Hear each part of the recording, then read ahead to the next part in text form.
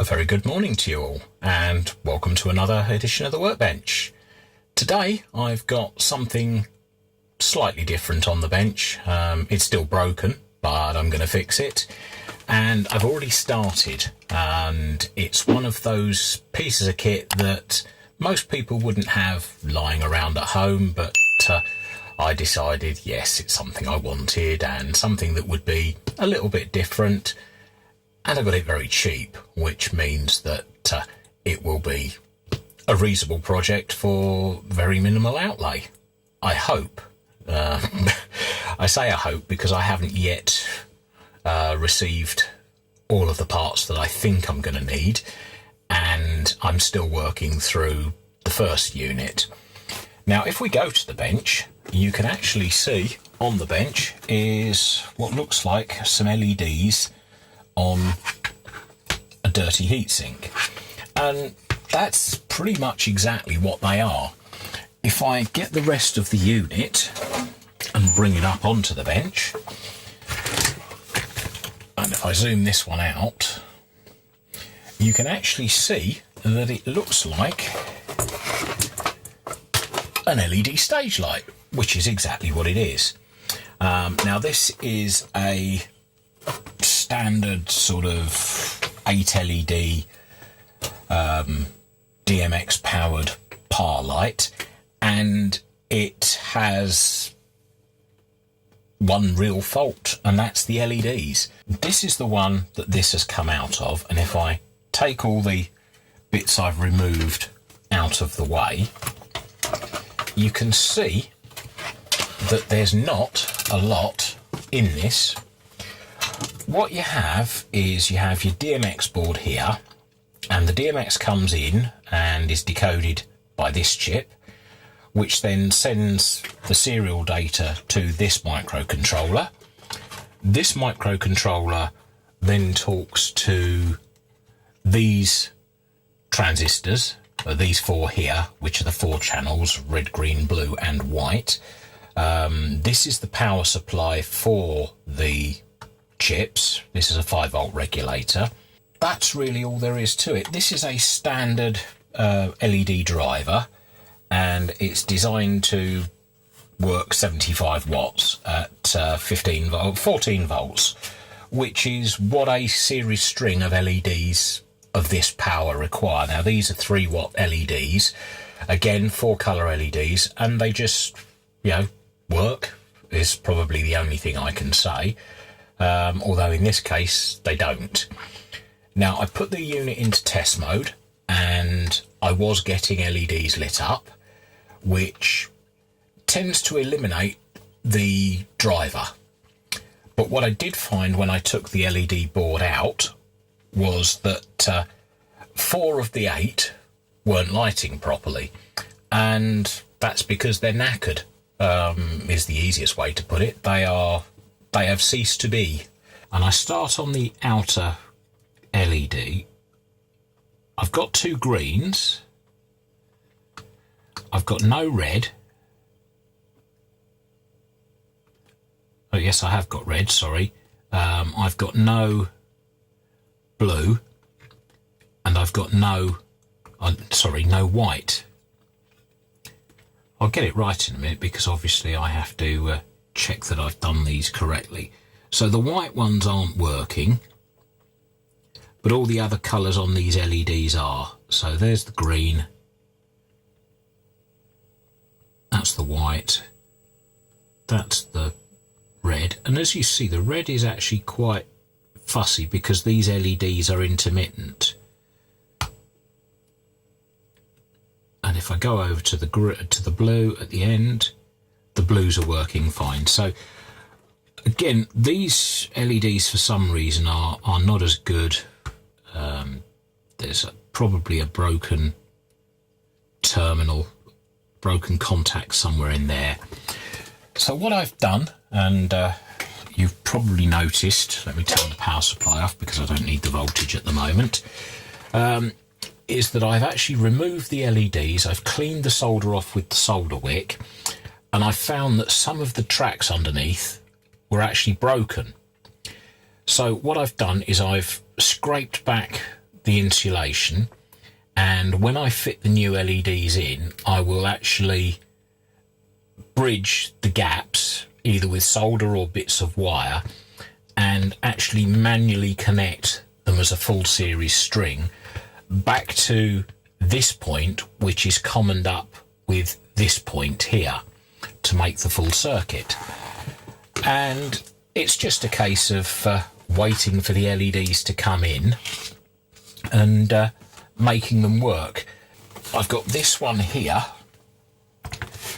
which, let's put that LED board out of the way, which is exactly the same. It's a standard DMX fitting. I can leave the bracket on it because you don't need to do that to take it out and test it. All you do is you undo these 4 screws here to get to the lighting board, and this is suffering from a similar problem. Let me stop the video here and we'll come back to this when I've got the lids off. Okay, so right, here we are. We now have all the screws out, and this is the lens assembly. Now, I haven't taken these screws out here, which all that does is it releases the lens plate. So let's put that to one side, and let's lift the chassis up, and you can see that the whole thing falls to pieces. So what I'm going to do first is I'm going to unplug the light assembly like that. Now, I also noticed when I powered this one up that the fan actually has 2 broken vanes and is generally in pretty poor condition.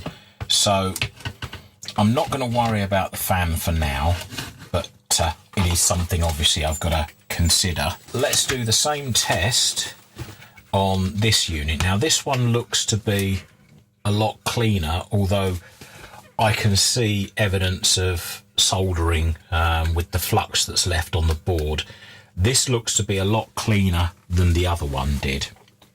So what I'm going to do is exactly the same. I'm going to put in the plus 12. Let's just dial it up. Well, go to 10, 10 and a half, 11. And that should give us enough voltage to light all the LEDs. Let's start with red. And we've got nothing. We've got 4 greens this side. We've got 8 blues. And we've got 4 whites. So that to me says we need to replace all 8 LEDs. And it's really as simple as that.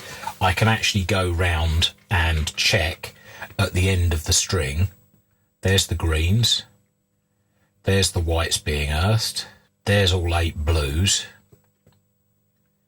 And we've got no reds at all.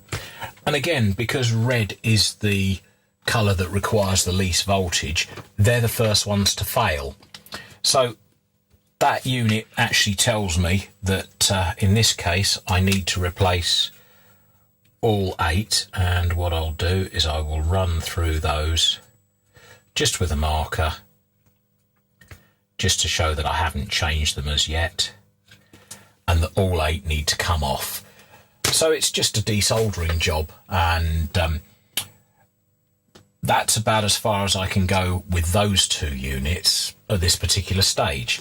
I'll bring the final one onto the bench, which is a slightly different unit. This is actually a 12 LED unit, same manufacturer, same sort of system, but I haven't yet taken this one fully to bits.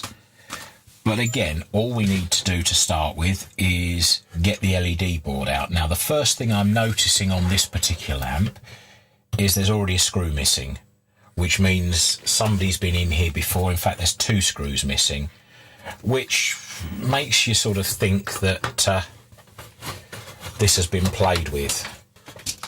Now, that comes off. That's the whole LED board there. And this is done in a slightly different manner by the looks of it. These are transistor switched, but that's not to say we can't test the LEDs themselves.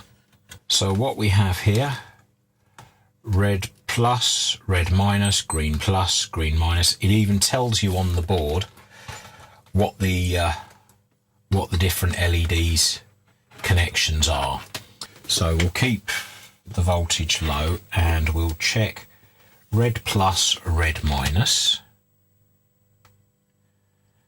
So it's doing 6 at a time. That's unusual. Red minus, red plus. Let's get it the right way round and make sure that the reds are okay. Right, so this side we've got no red.